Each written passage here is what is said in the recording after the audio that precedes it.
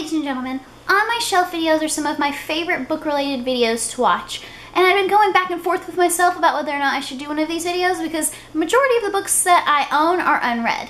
But the thing that I loved so much about this video concept was that every book has a story, regardless of how big or small, and regardless if I've read the book or not. So I finally decided to do so. If this is the first time that you've ever experienced an on my shelf video, then you are completely missing out. I definitely recommend that you go and check out the original video. It was made by someone I believe named Ian Brooms. He isn't actively making booktube videos at the moment, but it was a fantastically simple idea that spread like wildfire for good reason. So I'll leave a link to that original video down below. But also, if you're interested, there are literally hundreds of these videos from a variety of different kind of booktubers. So I highly recommend that you could do a search and watch as many as you possibly can. The way that this video works is that one is given a set of numbers. The first number coincides with a shelf, and the second number coincides with a book on that shelf.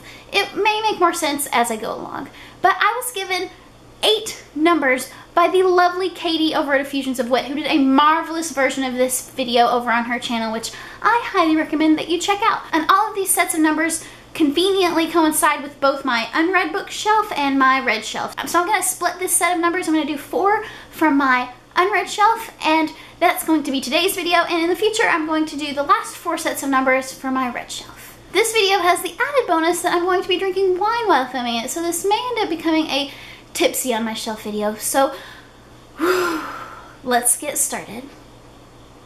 I officially feel like a more legitimate adult booktuber now that I've drank alcohol while filming a video. I haven't done any planning for this video, so I have no idea what books I'm going to pick out, so that makes me a little sweaty and nervous, but I'm going to persevere. The first set of numbers that I got from Katie was 1 to 10, so I'm going to get the 10th book off of my first shelf. The first book is Academ's Fury by Jim Butcher. This is the second book in the Codex Alera series.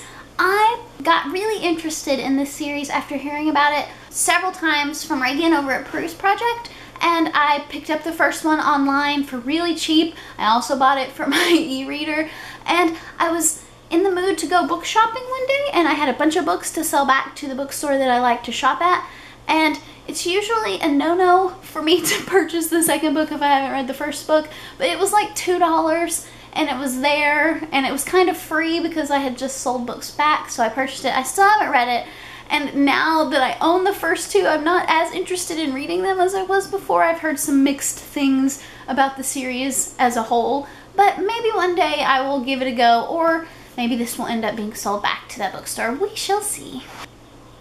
The second set of numbers is 217. The second book I have to show you is A Separate Piece by John Knowles. I feel like I've hauled this book a couple of times on this channel. To know the importance or the value of this book to me personally, you have to understand that both of my parents weren't very into academia, and neither of them read for fun. They read religious texts, and that's pretty much it. When I was a teenager, maybe a young adult in that general area, my father said that this was one of his favorite books. I had never heard him say anything like that before, so ever since then I've wanted to own this book, and like I said, I've owned a couple copies because I keep finding editions that I like better at the secondhand store, and honestly, I don't have a super strong desire to find out what's inside the story.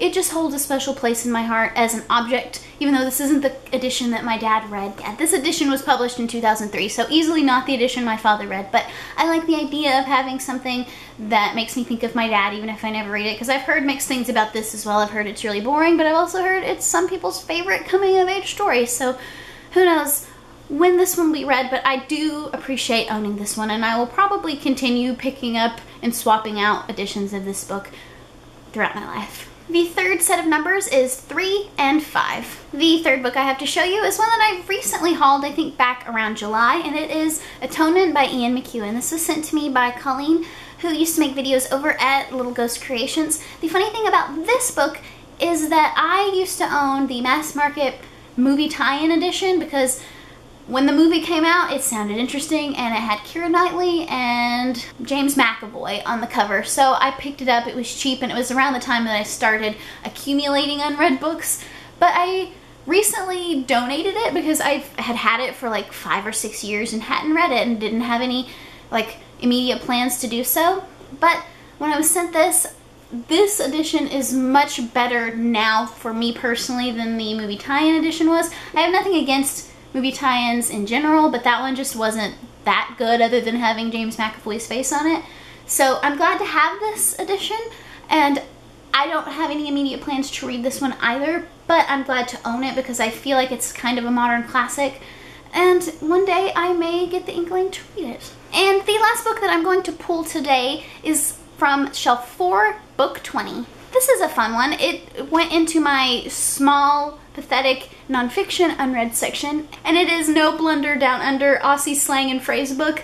I have never read this all the way through, it is another book that I'm glad to own on my shelves.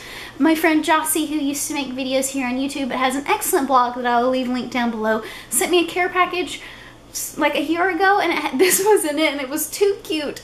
And it just has slang. It's like a dictionary of Australian slang, and I absolutely love it. I'm glad to own it because I'll always think of Jossie when I see this book. For a long time I had it like on a coffee table thing, but I was afraid it was going to get ruined, so I put it on my unread nonfiction shelf regardless if I ever read this all the way through again. It's one of those objects that I'm very glad to own. So I don't think that I drank enough while talking to get tipsy.